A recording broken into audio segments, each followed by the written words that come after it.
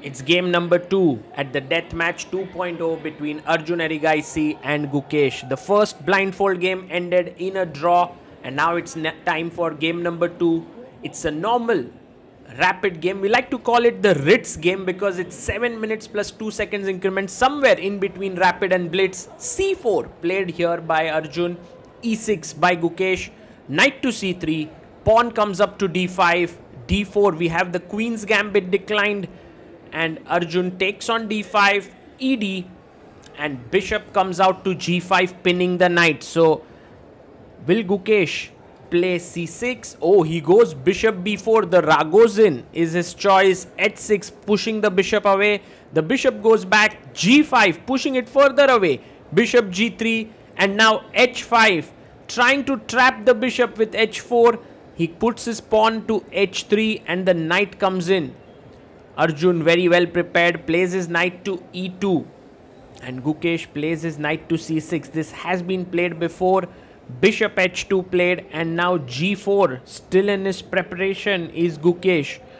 Now Arjun takes his time. They have 7 minutes on the clock, so they can take a bit of time here. Slow down a bit. Try to recollect your preparation. He plays his rook to C1. Clearly, as white, you don't want to be taking this pawn because this simply opens up the rook. So that's the reason why rook C1 is played. And now Gukesh is thinking what next to do.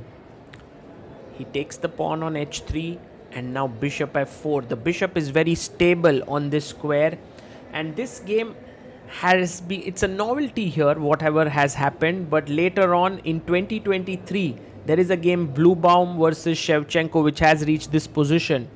Now here best move for black is bishop E6, but here Gukesh blunders. He goes bishop G4, and now it is completely winning for white. But it's not an easy calculation. The first natural question is, what if F3? And now Gukesh, of course, has prepared something against it. But will Arjun play F3? It's a winning move, and I want to show you, and he plays it. You can see Gukesh is stunned there. He was intending to play bishop F3, G takes F3, and queen H4 check.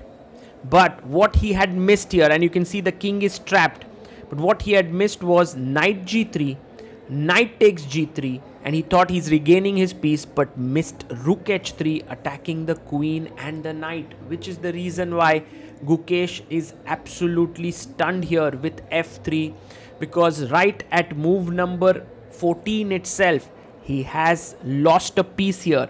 And the problem is that after knight C3, you want to get one of your piece out of that double attack. B takes C3, attacks the bishop once again. Yes, you can go to A3 and attack the rook, but after FG, bishop C1, knight C1, I have got two bishops for the rook, which is actually a huge compensation. So going back here, F3, and Gukesh is not making his move. He's kind of thinking, what exactly should I do now? Because my position is completely ruined by that one move. And it's this variation which Gukesh had completely missed, which was rook H3 move, and it can happen to the best in the business. But that's the thing about chess. You need to think before making the mistake and not after it, because players like Arjun Erigaisi not going to give you second chance. So Gukesh here trying to figure out what is the best way to get at least some compensation, because okay, even if you give check here, it's just G3 followed by taking the piece on E4 or G4, so that does not work. What else to do? So now finally Gukesh seems to have made a decision, takes on C3, pawn takes, plays bishop A3, attacking the rook, but Arjun very quickly takes the bishop. Bishop takes C1. What I really like about Arjun is that even though he has so much time, once he has made the decision, he's very quick to execute his moves. And now I think he's going to simply take the bishop on, yes, he takes knight takes C1, and this is now very difficult position to defend for Gukesh.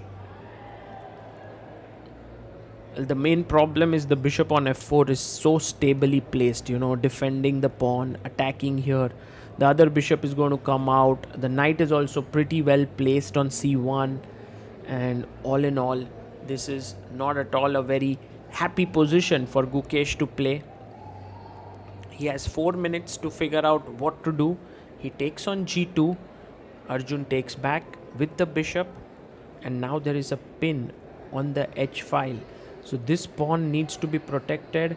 And the only way to do so is to push your pawn to h4. In matches like these, like the death matches, the first person to strike generally has momentum going his way. But we'll see if Gukesh manages to come back here in this game or in this match, because Arjun seems to be completely in the driver's seat here. How is he going to continue? Accuracy is important. To win a winning game is sometimes the most difficult. He goes queen to b3, a double attack on d5 and b7.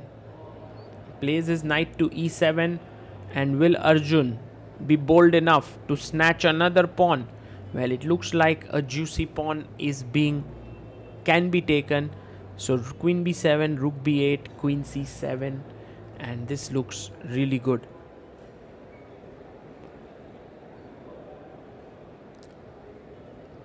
Arjun taking his time here. 5 minutes 29 seconds for him left, and he's finally made his decision. He takes the pawn, rook b8, attacking the queen. Queen takes c7, and the sad part is that the queens have to be traded here. There's no other way. Takes on c7, and now rook can come to b1, but then the king will... Oh, you can't go to king d2 because then rook b2 check and you lose the bishop. So yes, rook b1 is actually possible, but then I can go king d1 with the idea of king c2. He goes rook b2, taking control of the 7th heaven, the 7th rank, and now some hope for black with rook on 7th, the other rook behind the passed pawn. So at least something to play for here. Let's see how Gukesh tries to put pressure, but Arjun plays bishop f3.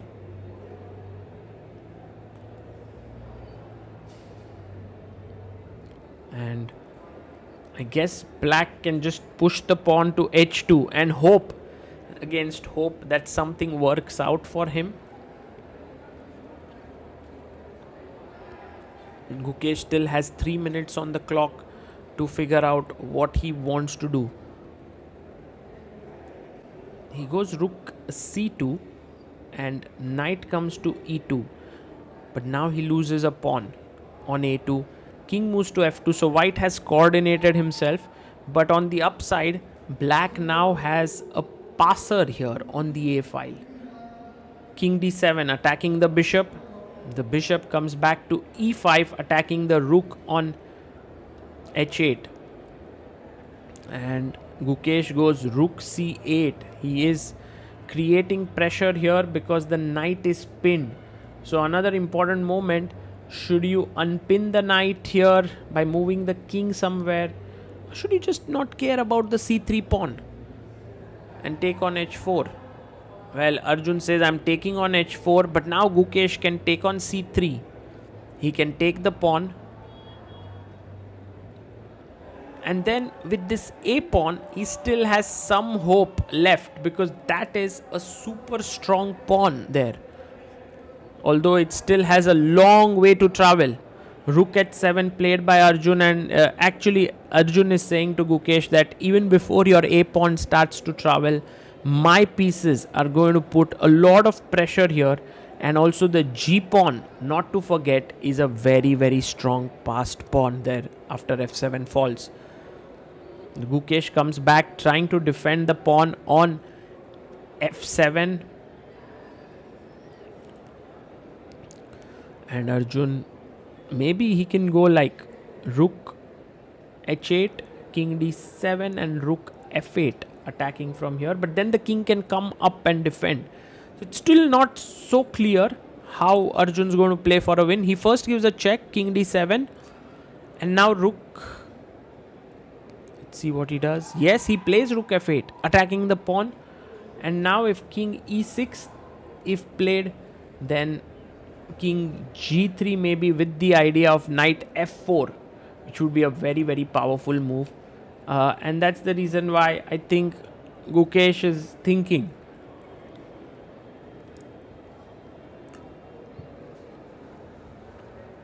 Because the f7 pawn is not at all easy to defend, and I think it might be a good idea to just give it up and start pushing your a pawn down the board. Maybe something could come out of that. Gukesh has 1 minute 20 seconds.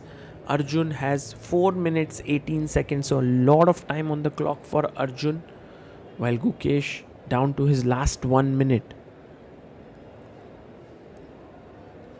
The bishop, knight and the king form such an amazing trio there that they are just protecting everything, all the attacks. In fact, I would even add this pawn. These 4 pieces here are a very, very happy unit.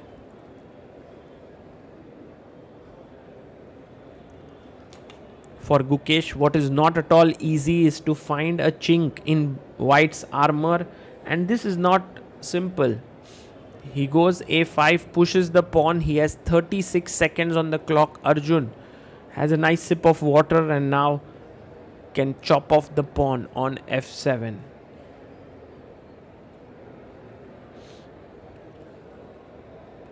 But Arjun just wants to be sure before making his move that the a pawn is not super dangerous, because it is after all a passed pawn and the bishops are not really controlling that diagonal.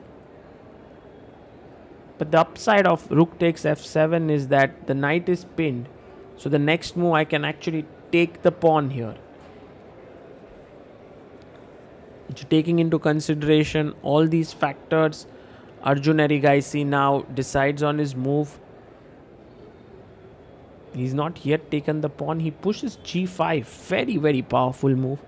Just keeping this pawn as a weakness. Not taking it too soon. Just waiting.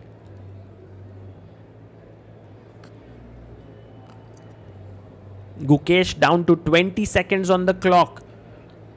He needs to speed up, but clearly the moves are not easy to find.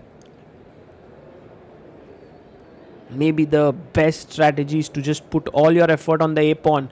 With 5 seconds on the clock, he pushes the pawn. A check comes in. King c6. He takes here on f7. And now Gukesh resigns there. What a nice win by Arjun. Really showing his sharpness in the opening. And then that piece that got lost did not give Gukesh any chances after that. And the score is 1.5 in the favor of Arjun as we move on to the next game. See you in the other video.